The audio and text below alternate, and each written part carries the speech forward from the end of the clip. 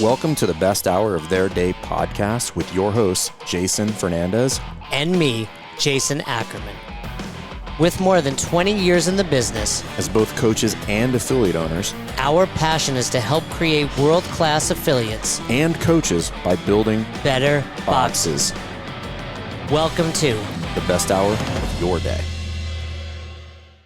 Hey, Fern, we get hit up seldomly, but once in a while, by people wanting. I like to call it very infrequently.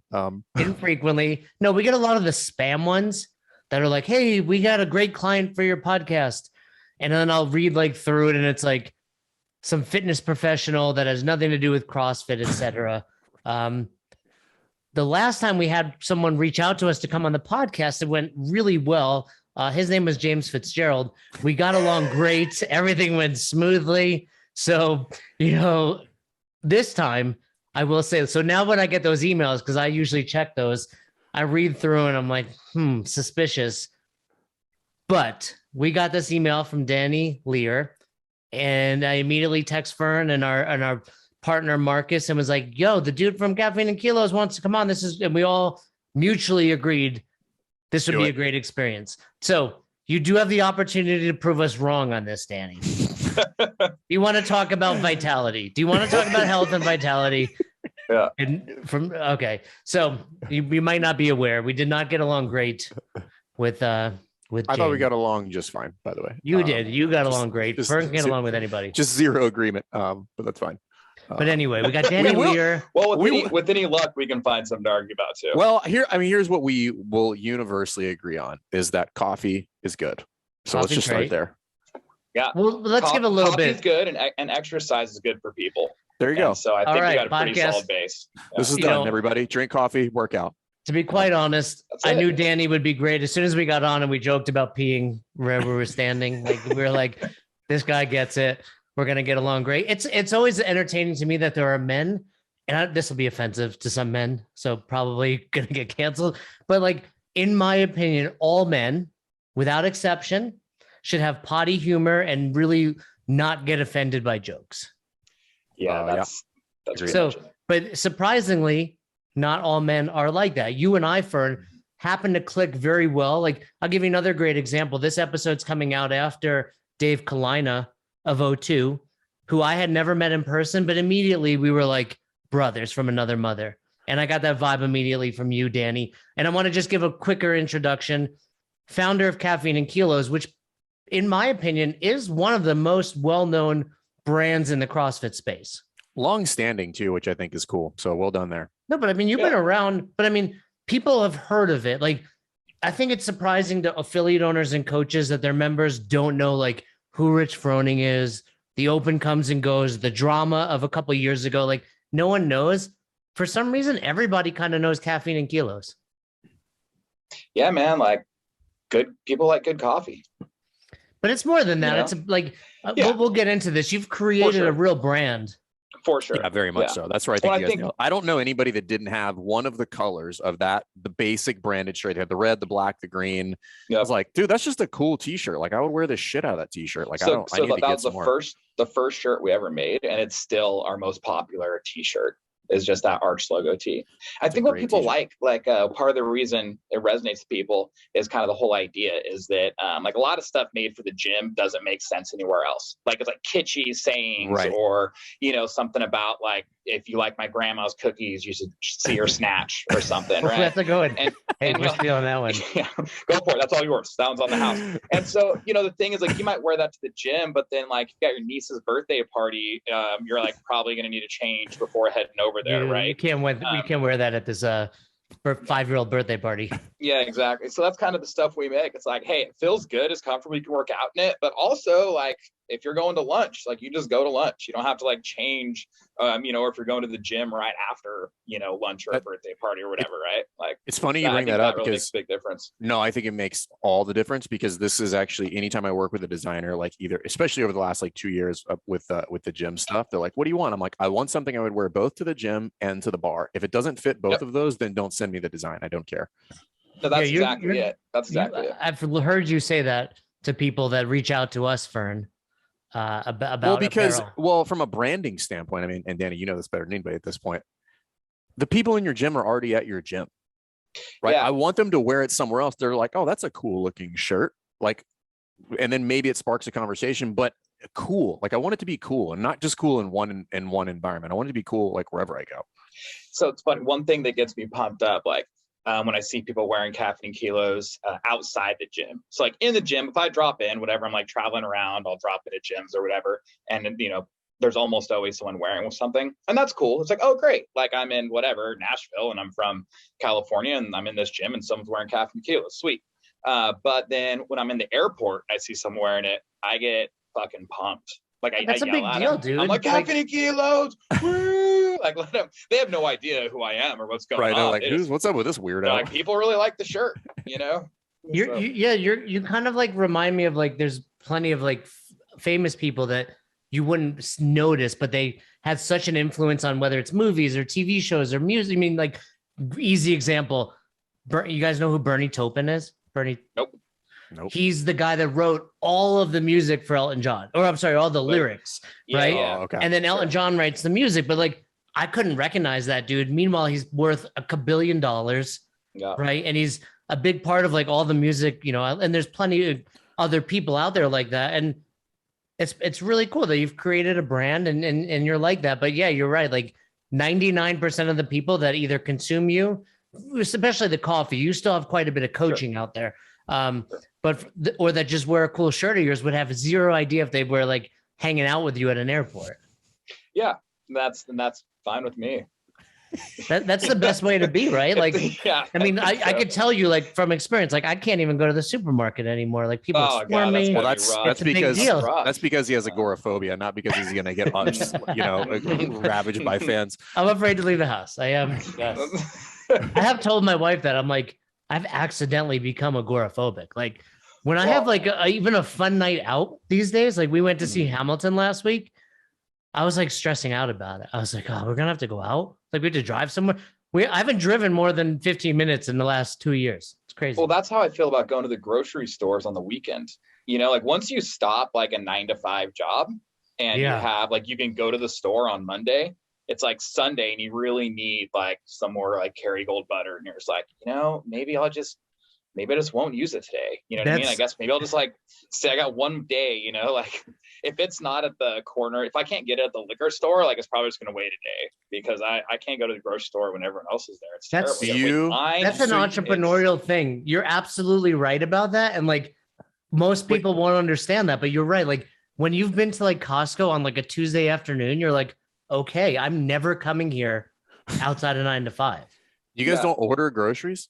Well, we do. Yeah, no, we do Instacart. I do Instacart. My wife and I were on that like 4 or 5 years ago when Amazon Prime started. I think Virginia Beach was one of the test cities they did that for. And we just literally stopped going to the grocery. This is you guys. Danny, are you married? Yes. Okay. So you appreciate this. Who was going to go to the grocery store was like one of the largest pain points in our marriage. Mm-hmm. And it was just like, thank you for online shopping in the grocery store. Quite literally made my marriage better. Which is like, we don't have to do it anymore. It'll show up at 6 p.m. And I'm like, perfect. This is great. I love you. I love the idea of delegating most things in life. I will say out of all things we do like that, the grocery store one probably is the most imperfect still. Like they still always get something wrong or by like, we one time, no joke, had 10 bunches of bananas show up. And I was like, Ross, what are you doing with these bananas? She was like, I'm making banana bread. I asked for 10. But it was like, so we had like we were just giving away, like people would stop by, like, you want some bananas? Like they're going to go bad quick. And now we still have frozen ones in the freezer. But man. This is what we do. We hijack the show. We talk about ourselves quite a bit. Yeah. Well, what we do with the grocery stuff is every year we get half a cow and then a pasture raised pig and then a lamb. And so and they kind of like throughout. You got a dead zoo at your house. A dead zoo. Yeah. So we get them already butchered, by the way. Anyway, so it's in the freezer. So like you don't really need to get much meat, you know what I mean? And so it's like you kind of just go to the store and just get some veggies and some like odds and ends type stuff, you know what I mean? Then it makes the freezer a lot better too. How big of a deep freezer do you have in your? Oh, it's not very big. Like that's all. So like if we get half the cow, like that will fill the entire thing. So No, then because it's like, I did that during the pandemic, and yeah. you couldn't find freezers at the time. Oh yeah. Like So fake I news, had you to- gotta go on like Facebook Marketplace. Yeah, and buy I had one to go that's, to like, some- probably stolen for $150. That No, I probably went had to a some dead creepy body in it dude's at one house. point. Creepy Yeah. dude's house, and it was brand. And I'm like, why do you have a brand new freezer? Like Yeah, is this the way you're making money now? Like you buying it's like either from 1979 and has like the frozen blood stains in it or whatever, or it's brand new and for sure was stolen out the back of Best Buy. Right. Whatever, Like those are well, kind of your Facebook Marketplace pickups. Either in way, my I'm gonna garage haggle now. you. Either way, I'm gonna haggle you on the price. I'm not paying what you're asking. Yeah. No, but I did the cow and like it filled it to the brim. So there was like Yeah. you have to be smart about the way you put the cuts of meat in there, or else you're gonna have yeah. like 3 straight months of just ground beef. Jenga. Yeah, before you get to the like, hey, this is a prime rib or a steak. So Yeah. that's let's bring it back to you, Danny. Fern likes to talk about himself quite a bit. Clearly, talk about shopping and all that. His wife. What were the? I'm sure and I'm sure you've talked about this a little bit in the past. But what were the initial days of Caffeine and Kilos like? Because you were involved in fitness, and then I believe you have a partner in Yep. Caffeine and Kilos. Their name? Dean. Dean. Dean as well. So Mhm. Danny and Dean, you guys like, are you just big coffee fanatics? And one day you're like, yo, we could do this. Well, it was kind of an accident. So there's another guy, Charlie. Originally, there's 3 of us, and basically, I was competing in weightlifting at California Strength, lifting for Cal Strength, and Charlie was doing some local meets, and he just called me out of the blue. He has a CrossFit affiliate as well, and he said, "Hey man, I think it'd be really cool if we do a really big weightlifting meet. Let's get like the best lifters around and have them come out and do this meet. Like, how do we make that happen?" And I was like, well, there's no money in the sport. So if we give a cash prize, that'll probably go a long way. Nobody attends these weightlifting meets because this was in 2013. Like things have changed quite a bit since then. You'd be at national championships and there's, like your teammates and like maybe your mom is there. Maybe, if it's like maybe your mom. She was like, I don't know if I have all day for this. Yeah, exactly. And so what time are you lifting? If we give them a crowd that cheers and some money, I bet people will come out for this thing, And because I was lifting at the national level, I knew a lot of people in the sport, and I said, let me make a few phone calls, and so that was kind of the idea is let's just do this big meet. We'll hold a CrossFit style competition, and those people will hang out and watch. There's the crowd, and we'll get some sponsors for the cash prize, and that was kind of an idea. Then the same time, like the next day, Charlie made a little shirt just like on shirt press. Like he just wanted one himself, and it said "My Life," and it had a cup of coffee and a guy lifting weights, and he just like put it on Facebook. He's like, "Hey, I'm making one for myself. Anybody else want one? Let me know." And there's this overwhelming response. And I thought, oh shit, like this really resonated with people. Maybe there's something here. And then we were kind of talking about it, and we realized pretty quick that it was actually the same idea. It wasn't these 2 separate ideas. It's this one idea. It's Caffeine and Kilos. It's a lifestyle of, drinking coffee, lifting weights, like healthy, active lifestyle. We can do this meet, get the best lifters in the country out. And so that was kind of it. So that meet ended up being like a launch party for the brand, essentially. And then that has also kind of helped fund us early on, and was basically how we started off and able to bootstrap it ever since. So this was this was an apparel company to begin with. There was no apparel and coffee. So we launched. So we were talking about it. We're like, well, if we're going to call this thing Caffeine and Kilos, let's like be the real deal. Let's make some coffee too. Like let's figure that out. Let's get into this, And so we started calling up local roasters and kind of telling them the idea. Hey, we want some like a coffee, but it's that tastes really good. But what if we get something that has like higher caffeine content but still tastes good? Like, what does that look like? And most people are kind of like, like not really taking it seriously. One guy like really like just caught on to it. He's like, oh, this is interesting. I remember it was funny. He said, it's like people always call me and tell me they want me to like make the best coffee I can. But like, how many times can you do that? Like, that's like, and so he's like, this is like a different variable. Like, this is fun. Like, let me do some research and figure this out. And like some kind of beans, coffee beans have higher caffeine than other types of coffee beans. And if we blend them together, we can still get one that tastes really good. And like this different thing. He was all pumped up about it. So we started working with him and going in and trying all these different blends. And so we launched the PR blend with our coffee, and it's still like our one of our best sellers also, and kind of did that and released that the same time as that first basic shirt we were talking about earlier. And so we ended up getting them online. We started selling them online before the event even happened. How long did it take you to go from like, we have this idea to we're selling all this stuff? Like, I mean, essentially you go from nothing to a full-fledged business, and that's crazy. Weeks. Yeah. You said weeks like that? Yeah, quickly? weeks. Yeah. Because you had it at this meet that you were going to. Yeah.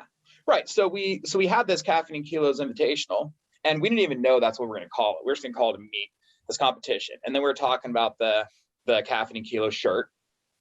Dean, like, he's in charge of all branding, design, like that guy just knows what's cool. And he had like a little streetwear brand at the time that he abandoned to like work with us, like to work together on this.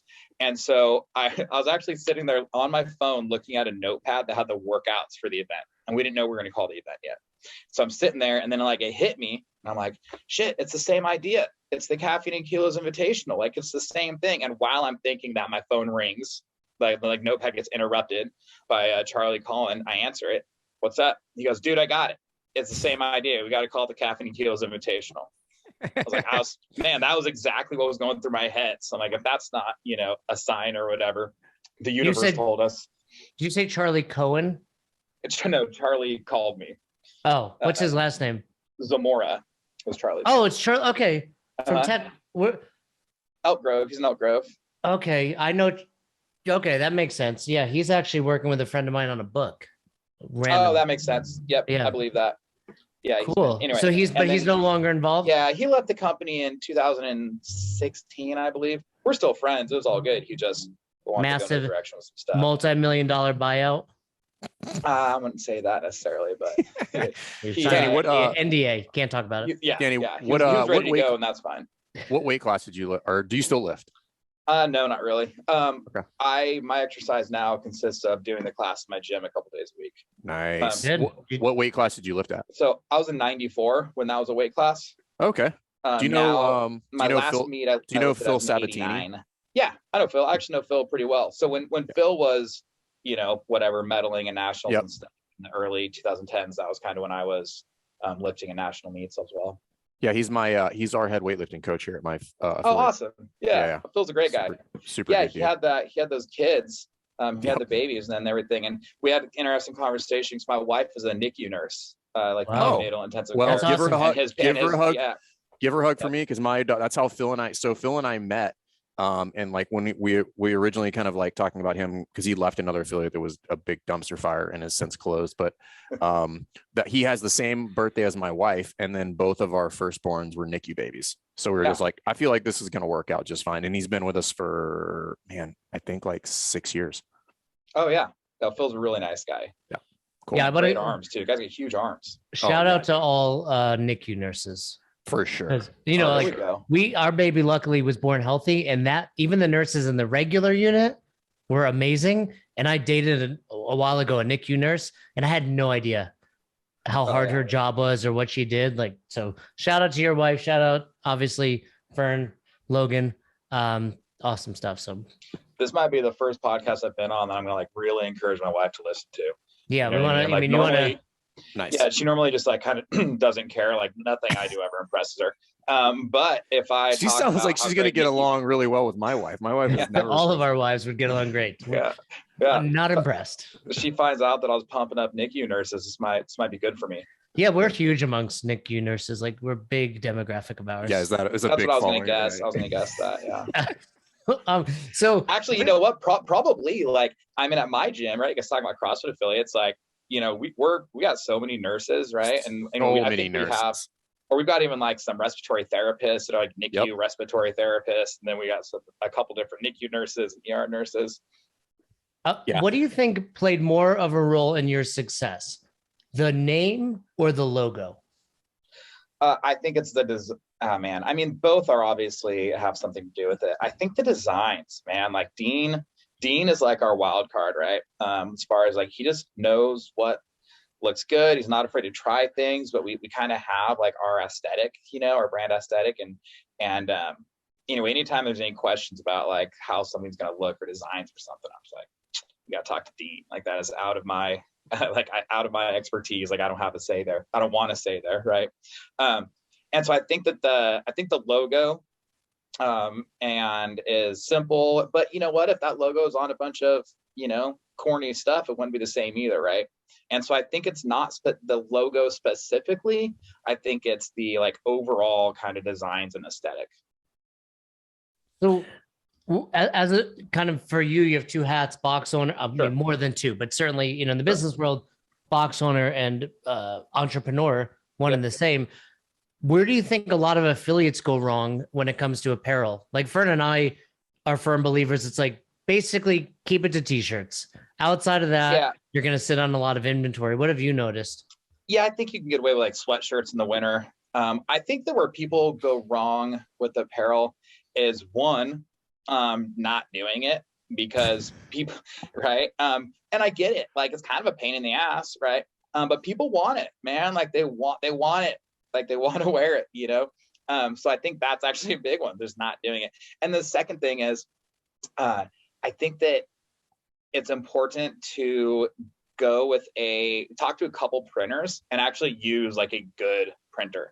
Because it's one of those things, I was listening to one of your guys' episode earlier today, talking about how, like, you know, every gym has like 47 quasi-professional photographers. Screen printers is a close second, though. You're absolutely right. Screen printers is a close second, right? Like, probably every gym has 3 dudes that have like a little press in their garage and they can rack off some shirts.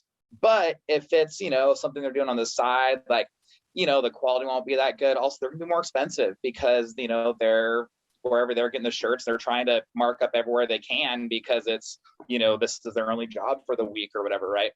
And so going with a professional printer, it'll probably end up being cheaper in the end going with a professional printer than just trying to go with some guy who it sounds cheaper up front, but then it's like, you know, you're going to get them kind of whenever you get them. And anyway, so I think that, don't be afraid to reach out to like some actual printers and pay someone to do it rather than pay someone to do it in their garage when they feel like it. Well, there's definitely some things where I think people skimp on that I don't think they should do. It's just like, particularly in like the design. I was just talking to somebody the other day. They're like, yeah, I'm in here, you know, working on building my website. Is it stop doing what you're doing immediately because you don't know jack shit about websites? I've got a guy this is what he does for a living. He's really good at, and same thing with designs. Like, oh, my buddy made up this design. I'm like, that looks like crap. Well, please don't do that. So the third thing. So one is just do them. 2 is like have a professional do them. Right. And then 3 is keep them simple. Like, I think a lot of times people make these shirts and I actually kind of get shit about this sometimes from like one of my coaches specifically, or a few of them. They're like, oh, let's do like these different designs and all this stuff. I'm like, man, you know what the shirt needs to have on it is the gym logo. Like, that's really it. And then like other stuff is cool. That's fine. Like, if you want to like do some words in a circle around it, like, that's all right. But you know, I don't want a different logo every single time, because the whole thing of branding, and it's like, it matters. And like we're talking about, you want people wearing those things outside your gym, not just in your gym. In your gym, everybody already knows the gym's there. So if they're going to wear it out and about and around, you know, I kind of want the logo to be the same or to be similar. And you can do different tweaks on that, or different, you know, versions of it, so to speak, but it shouldn't be an entirely different logo, entirely different design, entirely different font, like all that stuff every single time. Or it's, you know, if someone sees 5 different shirts your gym made, they should know that they're all from the same gym. Right. That's and that's something we shift to. I don't know when I kind of figured this out, because like the first 5 or 6 years we were open, I mean, everything that came out was like different font, like everything was different. And then finally, harder to kill, and there's like blood dripping off it. Right. Yeah. This is when Affliction was going, and everything was basically made up. It was unreadable at all. Like, it wasn't supposed to be legible at all. You're like, what the fuck does that say? Fern rocking some Affliction back in the day. But then we shifted to like, hey, we're going to keep that circle and don't ever change the font. Like, that's it. That'll be the 2 things that we use forever. Yeah. And you can just add some stuff to it, or do it in different colors, and let's get wild. Now we're going to do a different color shirt and a different color print. Right. Like, that's fine. But yeah, in general, like, people need to know what's up. How long has your affiliate been open? 2008. So whatever. Old school. What, let me, you know, and maybe this is presumptuous, but what keeps you so involved in the affiliate when you have this business growing? Like, you know, and maybe it's just, I do think there's this kind of like, CrossFitters are in their own bubble, and like Caffeine and Kilos is huge to me, but it's, you know, probably nothing compared to currently Starbucks and like some of these other, Sure. But well, so first of all, I love the gym. So I was a PE teacher before. And so my entire life has been, and I coached sports, coached wrestling and stuff. My whole life's been in locker rooms or in the gym, right? Like that's kind of, even at Caffeine and Kilos, like we have a platform and a squat rack and stuff out in the warehouse. And earlier days, there's a lot more lifting in the middle of work days. Now it happens occasionally, but not as frequently, but people still use the stuff down there when we have people stop by and everything. But back to your like more specifically, I guess, your question. So I'm involved in the gym to the degree to where I know what's going on, and I'm in there on like a weekly basis. But like I coach 2 classes a week, right? And I coach 2 classes a week because I like it. I'm good at it. I know I'm good at coaching. That's kind of what my background is. It's fun, and I like to know what's going on. And I feel like if not coaching any classes, you don't really know what's happening down there, right? And so I like the people. All that. And so that's really it. Other than that, outside of that, I think I do like 3 meetings a week. And that's, I meet with the guy that's in charge of like our sales and onboarding. I meet with my business partner in the gym, and I meet with our yoga program coordinator. So we have a full yoga studio in there. Nice. And then outside of that, like I just coach a couple classes, and we have a monthly coaches meeting. So that's really, on a week to week basis, I'm probably only doing 5-6 hours a week with anything to do with how long did it take you to get to that kind of operating schedule? So you've been open for 14 years at this point, basically. Yeah. Almost. So how long did it take you before that was kind of your schedule inside the box? Sure. Well, something that's interesting is all along when we started off, they're the same. There's 3 partners. Now there's just 2 of us. But all 3 of us, 2 of us were teachers, and another one had like a regular job. So we kind of it was set up from the jump where no one was kind of there all day type of a thing. Like we hired a coach really early on who we knew really well and was good. And he actually was a high school student of one of the other owners, right? And they did CrossFit in class. Like this guy had been doing CrossFit all through high school. Cool. Under the tutelage of my business partner, right? So it's like he was pretty squared away, knew what was going on. Right. And so we had him on as a pretty serious intern for a while. Then he would do the classes during the day when we were teaching, and then we would cover, the other ones. And so from the start, it was kind of set up to where, we all had kind of specific roles, and that there's other people that were taking care of different responsibilities.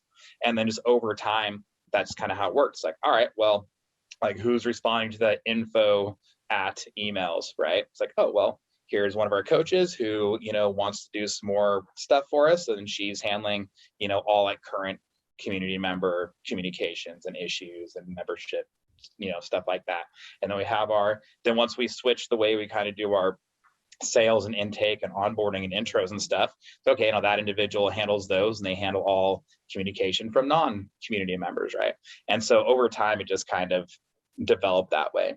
But for the first 5 or 6 years, I think that, amongst us owners, we were handling kind of all the payroll, the emails, like all that stuff. And then just kind of splitting the load on that stuff and splitting the load on coaching. So, I mean, maybe there's a tip for getting started is like, make these systems right away where everything's pieced off, right? Where it's like, okay, now I'm going to spend an hour and do email stuff, right? That way down the road, you can then tap that for somebody else. Okay, now you do this, right? Yeah, that's one of your workload. Yeah, that's one of the first things we try to teach people is how to. So I think a lot of people get wrapped around the axle around like automating the shit out of everything, and I think that's a mistake.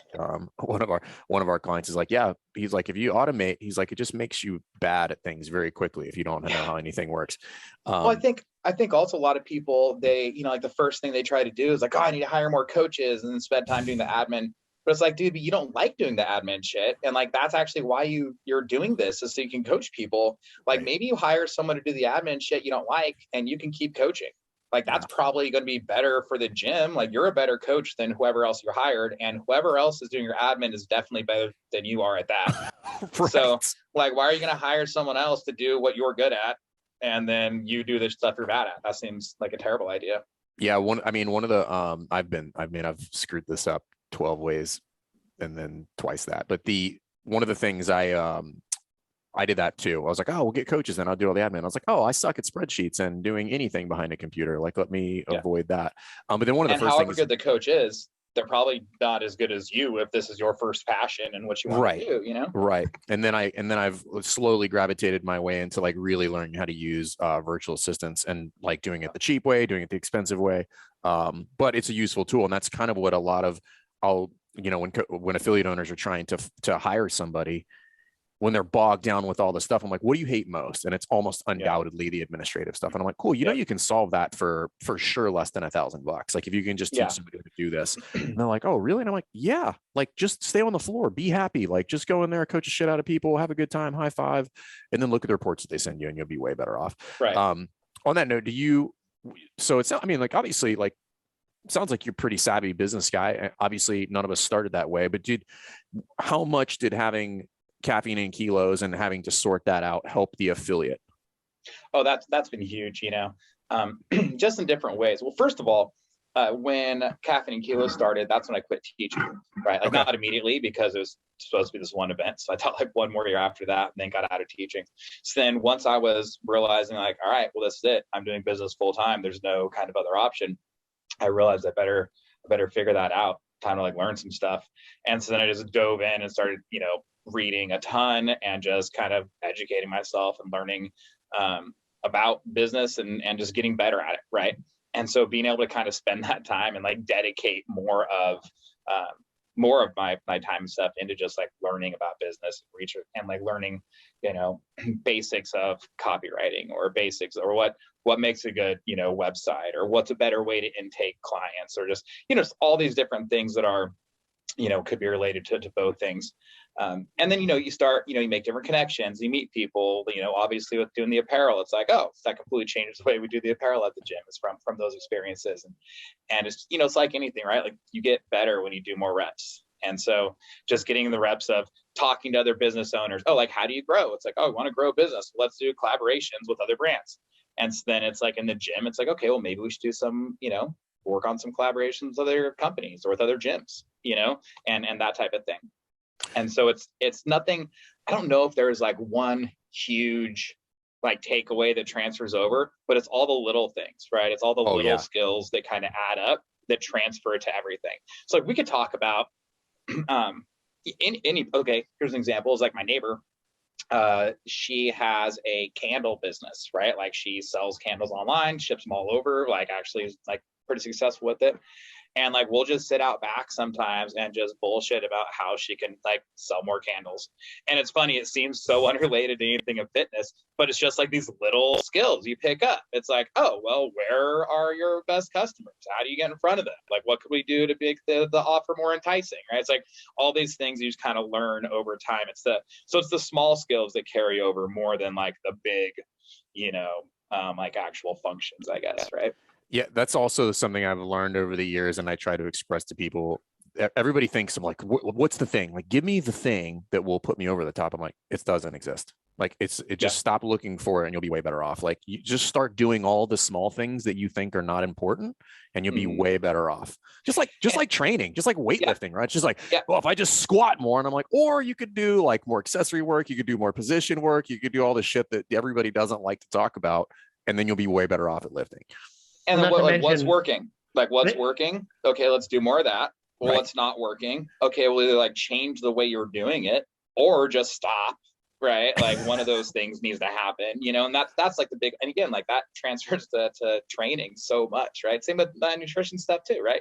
It's like, all right, what's working? Okay, like keep doing that. The things that aren't working, change it or just stop doing it, you know, entirely. Well, or, you know, the same people that want to do a million things then wind up doing nothing because they burn themselves out. So it's like, or just do these small little things that are sustainable, right? And see success. Let's and stick with something long enough to know if it's working, right? Like it's like you try something, that's a big, you know, and it's like okay, like here we go. Take this to gyms specifically. It's like you want to run some ads or something, right? You're like, oh, I heard Facebook ads, the way to get leads, and it's like you try it, and it's like, it didn't work. Okay, well these don't work, so why don't you stop? It's like, well, no, like, I don't know, other people figure it out. Like maybe you just need to like try it a different way or try a different thing, you know, or you're just not good at it. So you or just didn't work because you're not good at it. Right. Yeah. So maybe like try it again or practice or hire somebody or like, anyway. But yeah, I think that's a big part too, is just doing things long enough to know if they do actually work or not. And everything works, but everything doesn't work for you. Right. Ooh, that's a good and point. So it's like finding what works for you and doubling down on that. Or sometimes knowing why things don't work, I think is super important. Be like, hey, that doesn't work. I tried it, but it doesn't work in this context.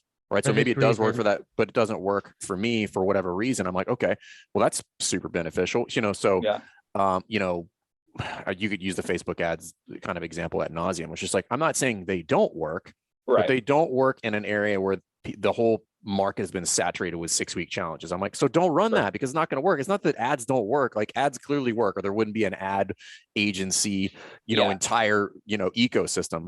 But understanding like why and how, and then maybe it's the type of ad that you're running. Like just to use ads as an example, like it's a cold call. Like you didn't set up that funnel correctly because you don't understand that like running it for 5 days is not how it works. You need to run it for 90 days in order to whittle that down to the people who are going to be, you know, buying your stuff. But anyway. Yep, I agree. That's exactly it. Hey, we like to bring up something controversial on every podcast. Oh yeah. Sounds good. I was looking through your Instagram. And you put up a great post. This goes back over a year. Okay. This, I think, I don't know, it was this would have been during the pandemic. Let me read it. And then I want to hear your take on it. And I, of course, want to hear Fern's take on it. You wrote, or you copied this from somewhere. In the United States, 42.4% of the population is obese, which is up 12% over the last 20 years, citing the CDC. Let's look at cigarette smoking. In the 1960s, over 40% of U.S. adults were banging heaters. I assume that's a cigarette. In 2019, in 2019, that number is down to 14%. That's pretty, I mean, I think it's pretty good. Yeah, that's good. I mean, if you don't like cigarettes, of course, not good for like Marlboro, Camel, etc. But I think this is like an interesting topic that, you know, we're all very immersed in, where, you know, obesity clearly is playing a role in a lot of the things that are going on in the world. But, you know, we try to get canceled once on every episode, Danny. So here's your opportunity as well to get canceled. You posted that. What are your thoughts about it these days? Oh, I mean, it's pretty clear. Like so why? So the question is, why do we not give a shit, right? Like, why is it acceptable to be fat, or why is, and whatever, be fat. I know that's not like a PC thing, but whatever, it is what it is, right? To carry around a lot of subcutaneous fat. Anyway, so I think a big part of it is, if you look like the current medical industry, right? It's like, here, oh, your blood pressure is high, take this pill. Oh, you have, you know, whatever, diabetes. Here's just to start slamming this insulin. You know, like type 2 diabetes. It's like, or you could just like not and like clean up your diet and you have the exact same result, right? So why? But smoking's different because there's not like a pill you can take and not get cancer, right? And so I think that if there was a pharmaceutical intervention, like, here, just take this pill and then you can like not get cancer, you can smoke all the cigarettes you want. I'd probably start smoking if that was. I would, right? But you look cool. Remember like when you were a kid, they had those gum cigarettes? Yeah. Oh yeah. And you felt like the man. You're like, I'm like 8 actually, you know, and I'm like, look at me, I'm a stud. Yeah. Yeah. There was something cool about it. Yeah, so I don't know, you know, if that's, anyway, that's just thought I had right now. Actually, I hadn't really thought too much about that before. But yeah, look, here's the deal is you look at heart disease, you look at all these different causes of death, type 2 diabetes, like things that are 100% preventable. And this is not like controversial. Like, I don't think anyone's going to argue that like obesity is preventable. Like they're going to say, like, talk about this one guy that has this thyroid thing. Like, I'm talking about the 95% of the people in this situation, right? Like, so if we know that obesity leads to heart disease and to type 2 diabetes and all these other things, why don't we just solve that? Like, why don't we work on that? And it doesn't have to be complicated. You know, it's like, oh, people can make their own choices. Well, yeah, absolutely. But they can only choose based on what they know. And that's what that whole post is about. Like, we realized that smoking was fucking killing people. And so, you know, we started telling people like, hey, by the way, smoking fucking kills people.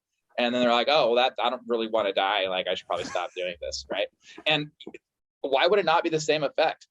Like, be more adamant about that. It's like, it's simple things like, hey, and, you know, I don't really want to get into like the last couple of years COVID stuff too much, but that's a great example of where's everyone wants to talk about it. Like, where are those billboards, right? Like, I'm driving down the freeway and on the Amber Alert sign, it talks about like getting your booster. Whatever. If you want to do that, that's fine. Like, I don't care. I'm not like against that at all. But like, we could say like, walk for 20 minutes a day and live longer. Like, why isn't that on the Amber Alert sign? Like, that's not a public health emergency. You know, it could say like, hey, today try and eat some fucking vegetables. You know, like, why isn't that on the Amber Alert sign? You know, well, like that. The short answer is because there's no money to be made there. But the thing that kind of that's kind of the point, and that's what's jacked up, and that's what's sad, and then the problem is if you tell people this, it's like, oh, now you're like fat shaming or whatever. It's like, no, I'm not saying you're a bad person. I'm not saying anything like that.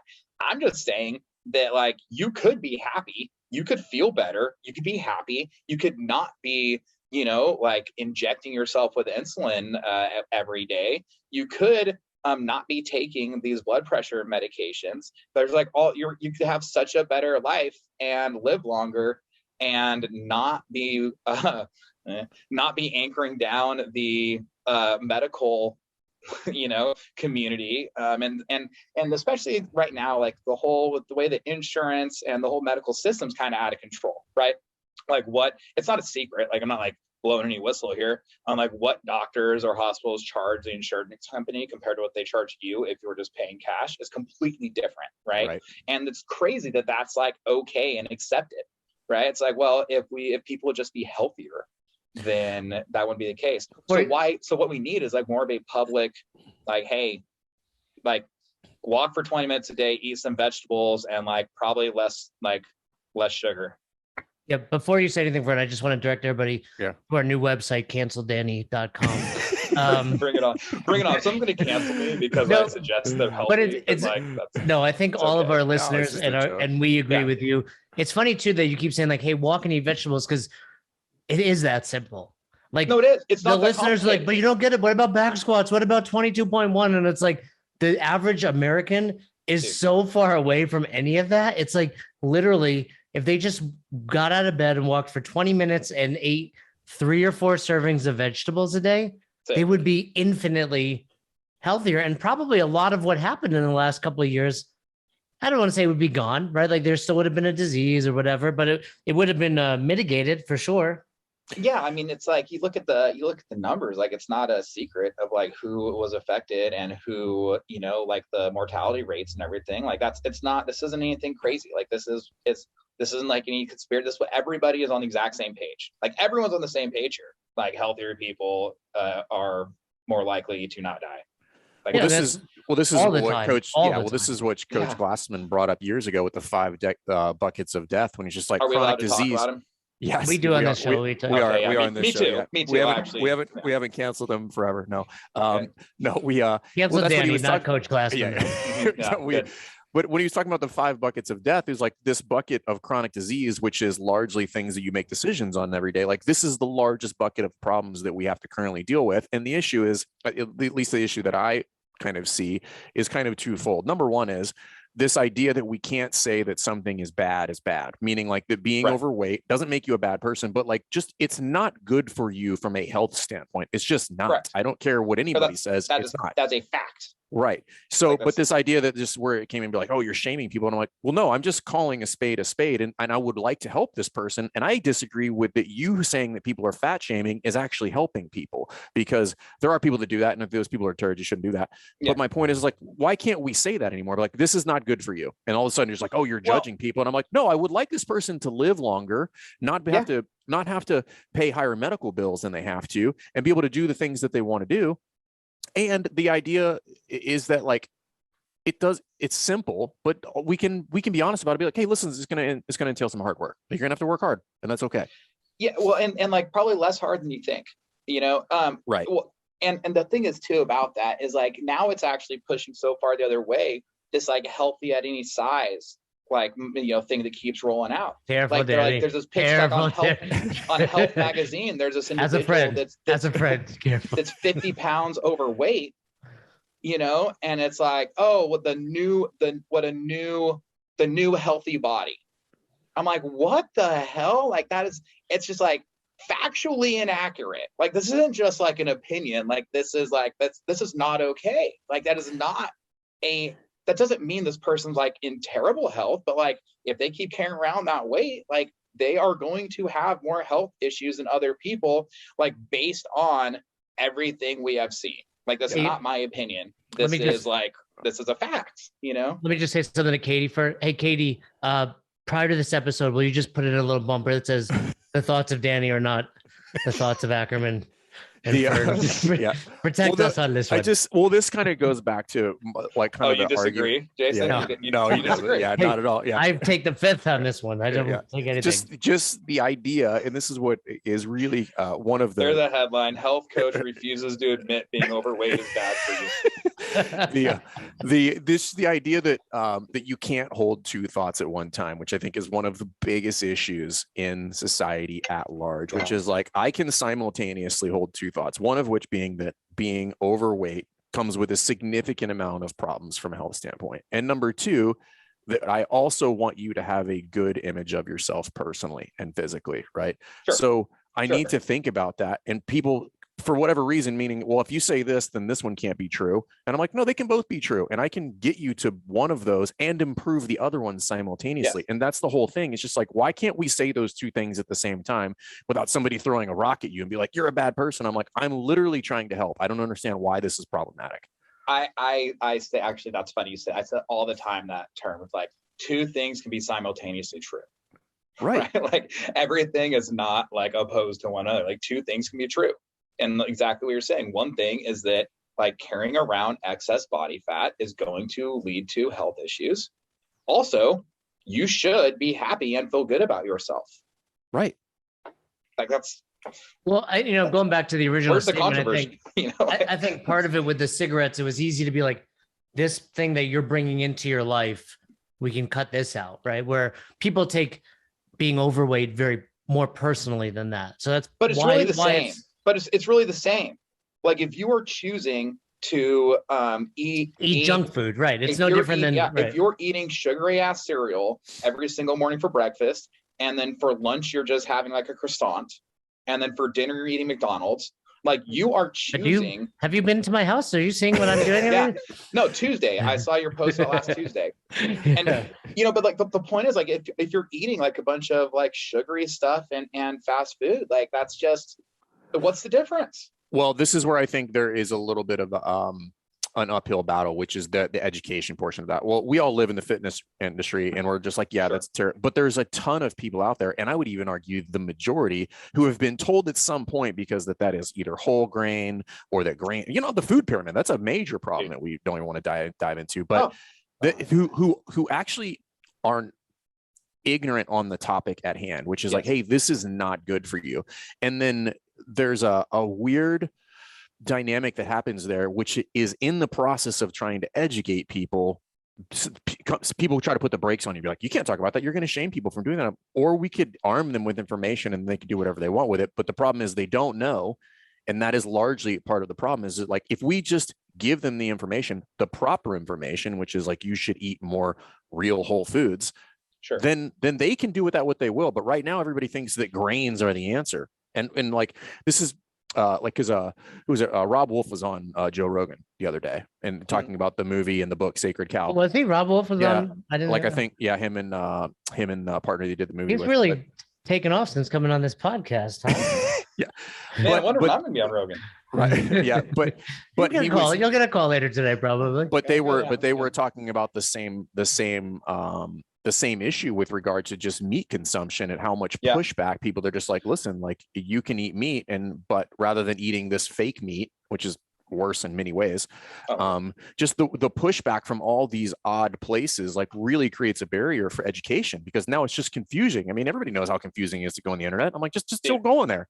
Like, just don't. Dude, I have you pushed like 7 of my buttons in the last like That's what 2 I do. minutes. That's what Dude, I do. So for one, the whole idea of people don't even know what's healthy. That's definitely a thing, right? So I keep thinking of all the time, my wife and I, we got married young, we're in college. We'd like go to Applebee's for dinner or whatever.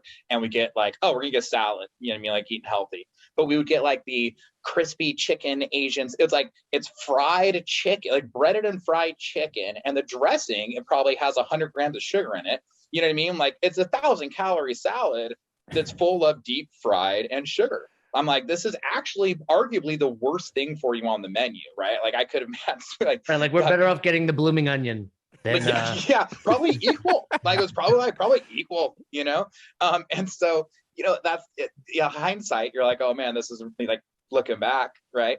So that's one thing, is there is that like education piece, right? Or I see it all the time. It's like, or I can think of it, right? It's like you go to same thing, you go to whatever, like fast food restaurant. You're like, well, I'm eating healthy. I don't want to get the burger. I'll get the chicken.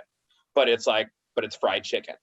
And it's like, no, actually the hamburger would be significantly better for you than the like breaded and deep fried chicken, you know? Right. But you don't see that. You don't know that. You're thinking chicken's better, right? Because it's like, you know, that's one thing.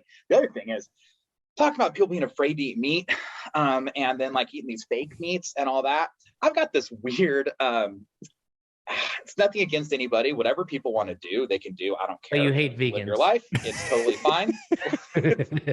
You can, like, I do not hate anybody or dislike anybody for their personal food choices, whatever it is. But the idea that eating meat is one, like less healthy, just because it's meat. And 2 is like less ethical, like really bothers me. That's a big one. The ethical one is really big. You're absolutely and right. that's but here's my thing. Okay. And this might sound crazy, whatever, I don't care. So you're like, okay, that I don't want to eat it because like you killed this animal and now you're eating it. Well, like, where do you think that head of lettuce came from in your salad? Like that shit was alive and you cut it out of the ground. It's like, what? Because it doesn't have eyeballs? Like it doesn't like, oh, it doesn't have feelings. How do you know? Right. Well, like, so this is exactly what they also they like, kind of okay, they went down this rabbit hole. There's aphids on the bottom of that lettuce. What'd you do with those aphids? Did you like brush them off gently and free them in the backyard, or did you put it in the salad spinner? I bet you rinsed off the salad. You killed 37 aphids and this head of lettuce just to be hungry in 2 hours. You know what I mean? Like I get half a cow and it feeds my family for a year. That's one life. The full cow. The full cow. Yeah, the full cow. Like everything in it. Well, that's kind of where they went down this, and he brought up this argument exactly. No. Yes, but not for those reasons. But we are going to mail you a best hour tinfoil hat. You're officially a member of the tinfoil show. In the crew. No, but Joe Rogan brought up this exact thing, which is a legit argument, is that like at some point, like we have this weird thing with like the size of the animal, like this is where people get upset, which is like you could kill insects and not care all day, but it's just like, but if it's a cow, then it doesn't matter, then it matters. And he's like, it's just you get in this weird area where it's just like you have to justify something that doesn't make a ton of sense. Or it's like pretend that none of those affect the right. It's like, just because they don't have a brain that looks like your brain doesn't mean they're not thinking. Like, dude, watch a time lapse video of vine growing. Like it starts to go one direction and stops and goes the other way towards the sun more. Like it is making decisions. It is doing things. He went down that rabbit hole too. Was just like, listen, just the idea to say that plants are not intelligent. He's like, you need to do your research. But I think the big thing here, and this is where I would, regardless of how you feel about any of this stuff, right? Like, so this is just to bring it down a little bit because Danny's blood pressure's up. But he got unhealthier on this part. I do want to say it one more time, though. Like, I'm not upset at anybody. Like, I don't care. You can do whatever you seem want. mad. You seem mad, Danny. I think I speak for all of our listeners. You're angry. You seem mad. No, but I think here's what I think has become increasingly less acceptable, which is like taking a stand on something, right? Which I think more people should do. Like we talked a little bit about this with Gary Gaines, but like for whatever reason, due to social pressure or whatever, people have gotten very weak on taking stands that are very reasonable and make sense. They're just like, well, people are going to be mad about it, so I'll just not say my piece. And I'm like, or this is how ideas get crushed, and we would live in clown world. because because the stance is not unreasonable. It's very logically based. And the idea is not to shout people down. Right? Be like, listen, if you disagree with it, well, then bring something else to the table and we can have that discussion. I'm totally fine with that. But just to try to cancel people because they think that it's okay to eat meat is ridiculous on its face. And as you get deeper into the conversation, because it's not backed by enough that we could just completely cancel meat. And I think affiliate owners, I think CrossFit, and I think everybody in this industry should be okay with calling a spade a spade. But a lot of people are getting increasingly more reserved with that. And I don't think it's okay, because this is how you lose the overall health of a society, when everybody's just like, well, people are going to get mad if we say that they should exercise more and eat whole foods. And I'm like, well, then they can just be mad. I don't know what else to tell you. Like, because it's not wrong. It's just not. I don't care what you say. They can be mad and unhealthy. Right. Right. And it's just like, that's crazy. And I think everybody should be okay with just like saying that. If people get mad, well, listen, that's on them. But at the end of the day, and I've said this years ago, it's like this comes to a head when there's a completely segregated society of people that are healthy and people that are not just in the middle, but are people that are like woefully sick. Right. Well, and they're going to be looking at those two populations. People who are like, what are they doing? I'm like, the same shit that we've been saying for 20 years. So that's interesting you're saying that. Like, think about it now. Like, think about the people in your life. Think about the people that you see when you're at the store. How many people do you know that are in the middle right now that are just kind of like, they seem like they're pretty healthy, but they don't really exercise. They just kind of less and less and less. It's such a small percentage, like very small. Like, I think like my brother-in-law, right? Like, he's like, classify myself in there. I put myself in there right now. But like, he exercises, you know what I mean? But he doesn't like lift weights. Like, he went to the gym for a while. He doesn't now, but it's fine. Like, whatever. So he likes exercise, but he's not like this, like in great shape, but he's fine. Like, he's like healthy. Like, he's totally good to go. Right. But go to the grocery store and like count how many people are in that bucket. Like, that person like probably doesn't exercise, or maybe they go for some walks. They don't do any like crazy exercise. Like, they don't exercise a lot, but they're like, it seem like they're healthy. Like, it's like not that many people. It's less and less and less every year. 30 pounds overweight, or you're like pretty fit. Like, that's kind of where people are at, you know? And it's not good. Like, that's where the majority of the population should be, is in that kind of middle ground, right? Just like generally healthy. And then if they want to like kick it up a notch, then they push into the health realm more. Right. Or then you have the extremes on the other end that are, overweight, whatever. But it's interesting. Okay. Well, that was always my goal. When I taught PE, my goal was always like this. I said, hey, I want this to be the case. I want to equip you with tools so that when I'm not trying to get everyone the best shape of their life, whatever, but I'm going to teach you how to exercise. And then what's going to happen is you're going to go off to college. And when you gain the freshman 15, and then you gain the sophomore 20. Anyway, point is, at some point in your life, you're going to look in the mirror, you're going to be unhappy. You're going to realize that you like maybe aren't where you want to be. I want you to, when that happens, to be like, okay, well, this is what I can do about it. And like know what to do, and like have some basic exercises that you could do, have some basic nutrition information. And like, I just want you to have the tools to where if in the future you realize you're unhappy, overweight, not where you want to be, they kind of have the things to make a change. Right? Like, let's know where to start. That's great. And I think my favorite class in high school was phys ed. And I got 1600s, right? All 4 years, because I showed up. It was literally just attendance based. But you're right. I think, as we were talking about all this, it's like we learned so much nonsense in elementary, middle, and high school. And, we can dissect a leaf and whatever. But I mean, I didn't pay attention to history. I was telling Fern the other day, like, history is fascinating, and I paid no attention to it. But I loved phys ed class. But it would be great if, like you said, hey, by the way, these are tools you're going to be able to use forever. When you look in the mirror and you're unhappy, here's, some tips for eating right. By the way, here's how you squat. It's more like, hey, there's a ball, go play. You're here, check. So, maybe we do have to put some of it on. We've got some phys ed teachers out there that listen. Like, are you educating? Are you, because it is a very important job, just like the NICU nurse, right? It's a very important job to influence the next generation. Yeah. Well, teach the children are our future. Teach them well. Let them lead the way. That's what I always say. Did you make that up? I've heard you say that.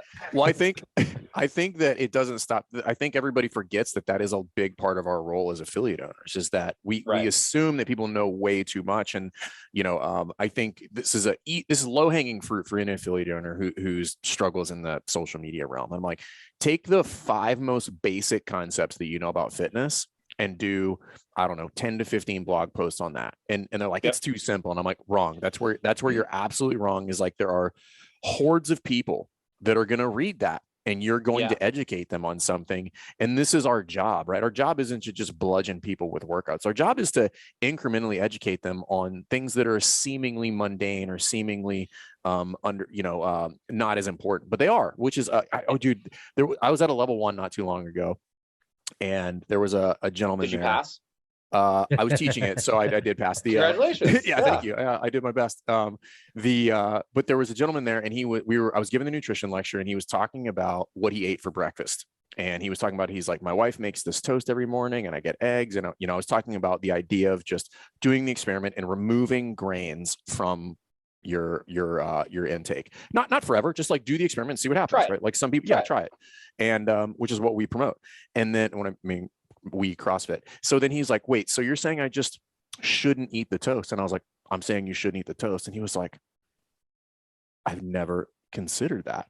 And I was like, had a moment there, and like collectively we all kind of like laughed, but that was literally where this gentleman was at. He was like, it had literally never crossed his mind to not do that. And I think because we're so immersed in it, we've been in it so long that we forget where people are on that journey. Like, we're in step 100 when they're not even like on the path. They haven't even gotten to 1 yet. And I'm just like, it blew his mind. He was like, you mean I could just not eat it? I'm like, you could just not eat it. It'd be totally fine. And you would go on with your life. He was like, I think I'm going to try that. And I was like, I think you should. And then if it works out for you, great. We talk about the coaches meetings. Like, it's funny, I had a coach push back on me about it a little bit. So I'm like, hey, you guys be surprised. Like, you think that everyone lives the same life you do. So do I, right? Like, you generally hang out with people that kind of are, similar ideas or whatever. And so it's like, maybe in your household, you do these things. But I bet if you look at our members, I would bet you 80% of the people that go to our gym eat fast food twice a week minimum. And they're at a CrossFit affiliate. And they go to great. And like one of the coaches like, no. I go, hey, look, just because you haven't stepped foot in a McDonald's in 3 years, I'm telling you, like, start asking people, like, pull your classes. Hey, who had fast food once, hey, who had fast food once this week? Yeah, whatever. You know what I mean? You could, like, not a big deal, whatever. Like, I bet you every hand goes up. Well, like it's one of those, or 80%, But does you take for granted because you don't live that life. Does Chick-fil-A count? Oh, dude, we actually have the Chick-fil-A. The guy that owns the local Chick-fil-A goes to our gym. One of my good friends, he was been a member forever. He owns 2. Chick-fil-A and Chipotle are not fast food. They don't count. We're gonna take those out. One of the most eye-opening things to me was one time I remember pulling into the gym, and I had a member in the parking lot smoking, like bringing it full circle. I was like, what the fuck, dude? I was like, are you serious? Are you smoking a cigarette here? Dude, 5:15 a.m. I'm pulling up for the 5 a.m. class, and I see this like red something like a little light, and I'm like, is that a cherry from a cigarette? Dude's out there smoking cloves at like 5:15 in the morning. I mean, if you're gonna smoke, you might as well smoke cloves. I'm like, dude, this is rough. Like, it goes back to what I was saying much earlier, where it's like we live in such a bubble that I'm like, everyone knows what caffeine and kilos. Everyone knew when Coach sent out that tweet, right? Like, and the fact of the matter is, like, a very small percentage know everything going on in the CrossFit world. They know a few things here and there. I bet you if you didn't bring up the open and make such a big deal of it at your affiliate, nobody would even know that. And but it goes to the same thing. Like, we forget how little, in the inverse of that is, we forget how little, like, if you don't either go into the fitness trade like the three of us have done, or spend a lot of time in affiliates, you just wouldn't know this stuff. So there's the things you do in your everyday life that people would be shocked and but you didn't do them all at once, right? Like, you added them in over time. Okay, example is, like, on my nightstand before I go to bed, I put like a 32-ounce mason jar full of water, and I wake up in the morning and I like sit up and I chug that entire jug of water before I even stand up out of bed, right? And I think that's a really healthy thing. And there's a lot of reasons why I do it, but assuming that everybody drinks a glass of water before they stand up out of bed would be or ridiculous. Any water all day. Right. But that's exactly my point, right? And so like that's the main reason, one of the main reasons I do that is because I'm like, hey, look, it's probably really good if I drink some more water, and this is a way to guarantee I get this in and first thing in the morning. Like there's lots of things around that. But just like that simple thing, before I stood up out of bed, I did this like very healthful activity. And it's easy to go out and then your day, I guarantee both you guys have this situation. It's like your days are littered with things like that, right? That you don't even think about because it's just habitual. And it's easy to assume that everyone else does this. So talking about coaches and like blogs, like you could just do a blog, like every step of your day, like every 15 minutes, write down what you're doing or just did. And I would bet you'll come up with a dozen things throughout the day that are not what normal people do. Easily. Right? And again, going back to the education piece, I think there's a weird disconnect, and I'm guilty of this as guilty of this as anybody, not just in health and nutrition, but from a coaching standpoint. Like when we think about what coaches who are trying to get into the CrossFit space don't know, I'm very guilty of forgetting that they don't know seemingly simple things. And I'm like, how do you not know that? And then I'm like, oh, of course you don't know that. Like, it's not your job. Right. Because nobody taught you, and it's not your job to know. That's my job to know that. And you're you're not doing it 24/7. You're not living it like we've been. Right. So I think that's probably just a takeaway from this is like, put your, which is this is kind of from your background, Danny, but like put your educator hat on. I think we spend a lot of time thinking ourselves as business owners and coaches, but really, to some degree, we're teachers. Like you need to put your educator hat on. You need to educate people on these little tiny pieces. It doesn't have to be this massive idea. It could literally be like, hey guys, like here's just something very basic. Like here's what breakfast looks like. And here's why I eat that. Mostly protein, a little bit of fruit, the fat comes out of the bacon or whatever. And here's why I do that, something crazy. And people are like, oh, I took that. And I've started changing my breakfast. And all of a sudden you have a significant impact on somebody's life. One of the first things we teach people when they come in is just like, you need to drink 2 liters of water a day. Do your best. Like I don't care if you drink other stuff. I want you to start drinking more water. And they're like, drink more water. I'm like, right. Eat some protein with every meal. Right. Just basic stuff. And then you have to be like, well, what's protein? Right. And you have to have that conversation. They're just like, you mean like legumes? And I'm like, okay, you could do that. However, here's why we would want to maybe choose something else. But if you're vegan or whatever, cool. I just tell them, hey, you ever heard of Beyond Burger? Right. So I think we always forget like how much of a reductionist we need to become with regard to some of these concepts. We're just like, we need to break it down to something that's so small and so basic that they will actually do it. Otherwise, we just look like a crazy person standing on a stool saying, we're like, well, you should eat whole foods all the time and make sure that you start elk hunting and that, you hike 48 miles a day. And I'm like, nobody's doing that shit.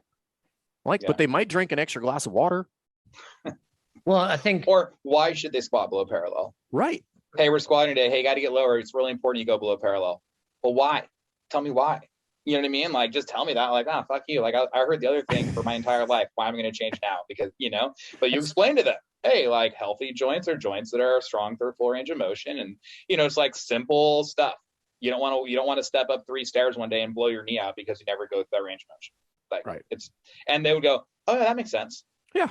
It's like, oh, there we go. They just learned something. It's like, it was a pretty simple thing. This argument you've been having with Bob for 5 years is automatically over. And he's just like, well, if you'd have just said that 5 years ago, I'd have done it. Yeah. Well, and it's funny you say that because it's true. We're always forgetting that the other people have been hearing something else their entire life. And now you come in and you're like, yeah, exactly. Well, this really went out of control. I was just asking about one post. An hour later, we're still, Danny's been canceled. Caffeine and Kilos is under. It's closed. You can't buy coffee anymore. By the time you're listening to this, there's no more Caffeine and Kilos.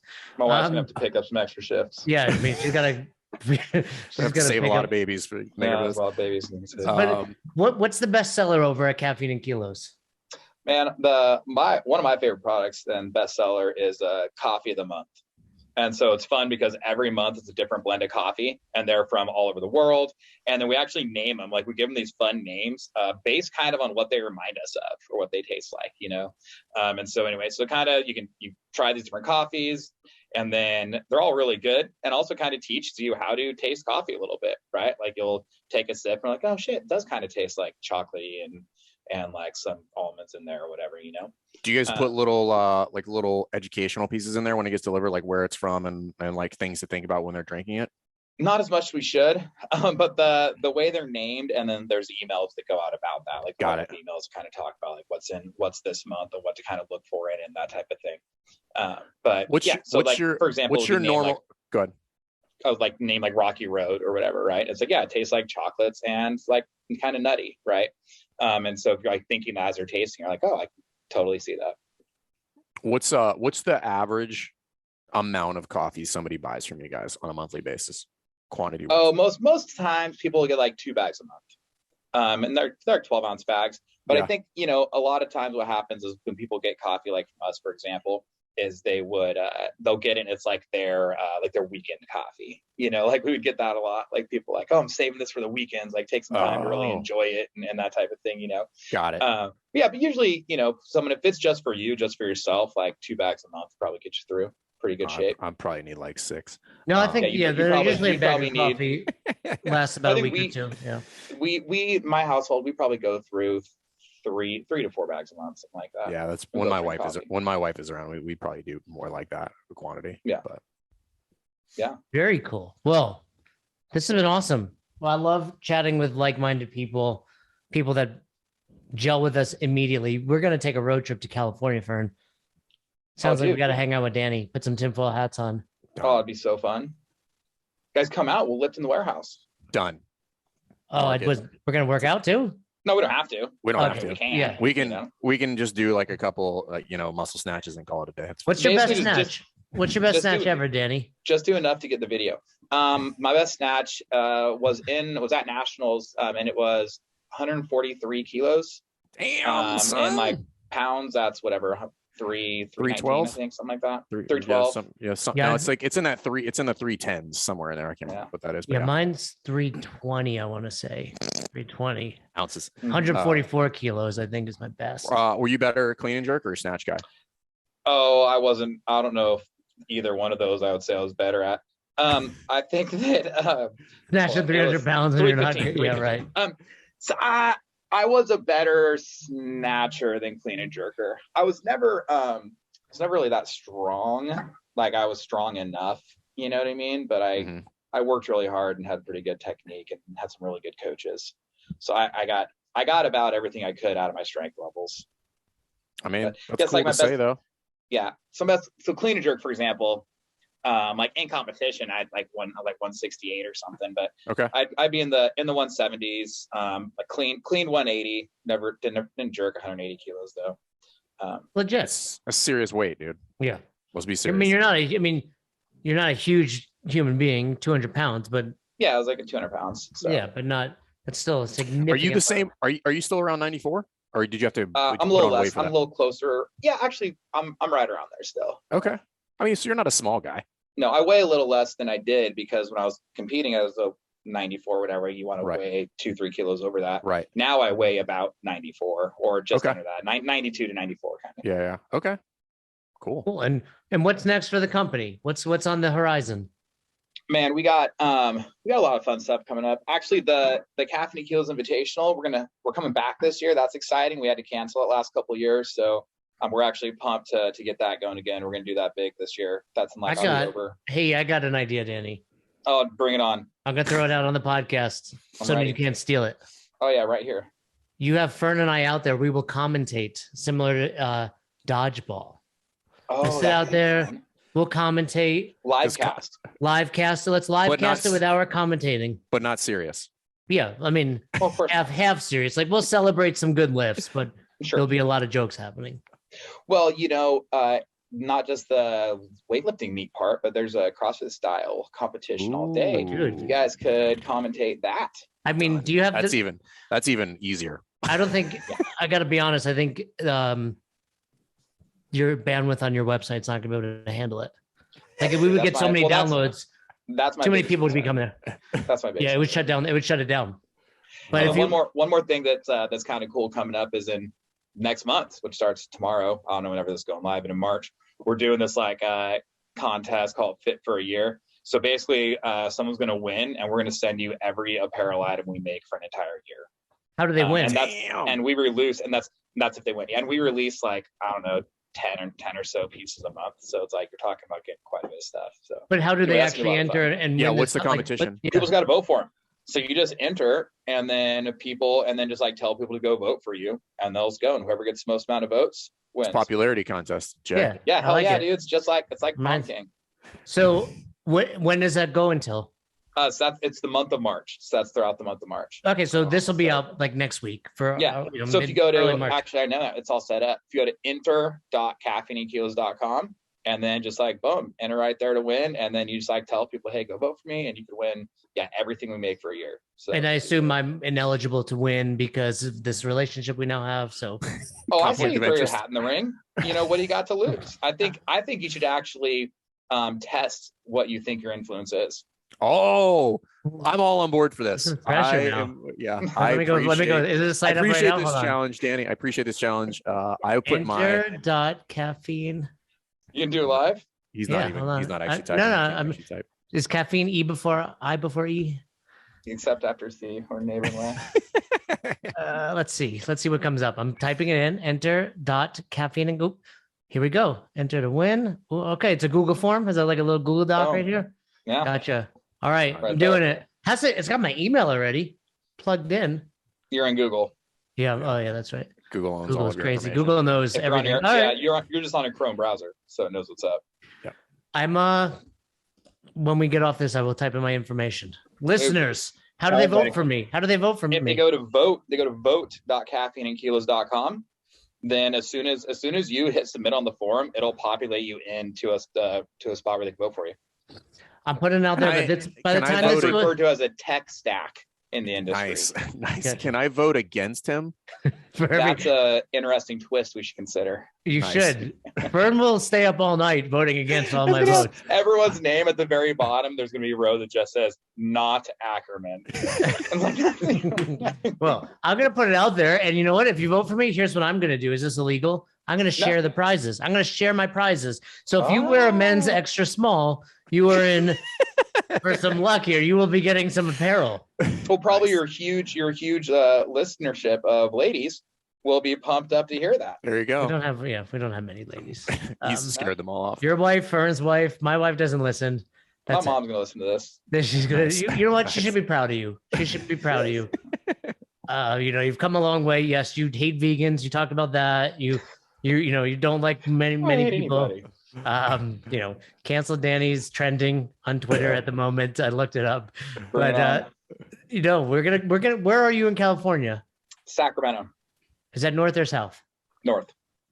I don't. Fern, Yeah, there's so You many didn't know things Jay either, doesn't Fern. know. Yeah. you did. Is that Sacramento's near like Mar- basically the very middle We of have the an- state. Like, we have an you go to affiliate San Francisco, in and you Sacramento. just go like an hour east to like the middle of the state. That's where we're at. So Oh, we're like Ryan. halfway between Yosemite Oh, Ryan's and in Oakland. San Francisco. Wait, is it No. Ryan? Which No. one? Who? Monique, Pace Fitness. Oh, Monique's right there. Okay, but Ryan's in Yuba He's City. like, he's like. Oh yeah, close- that's closer. Sacramento. That's pretty Yeah. close. Yeah. Well, is that close to Marcus, Fern? No, Marcus like Marcus who? South Jersey. He's like Jersey. South California. He's like San Diego, San Clemente. It's like not. Oh yeah, close. that's like 10. That's like a 10-hour drive. Well, you know what? Are you coach? Are you close to Coach Bergner, Coach B? No, he's down in San Diego also. Okay. You know what? I'm done asking. I'm by questions. Santa Cruz. If California? you're going to be by Santa Cruz, we're kind of by there. Pretty close Yeah. there, not too far. Yeah, we'll go to the CrossFit HQ in Santa Cruz. Yeah. Yeah, It's the not old there. HQ. Yeah, it's not there anymore. Yeah. I know, The too list bad. of things you don't know just keeps growing. Uh-huh. I did take my level 2 there. There's a great burger shop not far from the original home CrossFit. I'll check it Yeah. out. But we will be Well, out there. We'll make a We trip. can go hang out with Pat Barber. We can make some knives, some Nice. forged knives. Oh, out yeah, steel. Pat's out there? Yeah. Pat's For out. sure. Pat's out by Santa Cruz. Yeah. Yeah, he's out by Santa Cruz. Yeah. Cool. Well, Danny, it truly has been a pleasure. I hope Yeah, it's been everybody fun, checks man. you out. Yep. I hope everybody votes for me, more importantly, to win this Caffeine and Kilos apparel. Can I get my winnings in coffee? Yeah. Let's get some coffee over there. There you go. There you go. We'll make sure Well to get you guys caffeinated. Well caffeinated. Dude, it's been great. I've an OG like you, an honor to have on the show. Someone that shares very similar sentiments. We've joked a lot, but yeah, I think us and our listeners, we are at the forefront. So whether you're teaching phys ed or you own an affiliate, everything that you mentioned, like we need to be in charge. We need to take control of this because I can tell you, like you said, the world is not going in a good direction. Forget about your beliefs on COVID or the pandemic.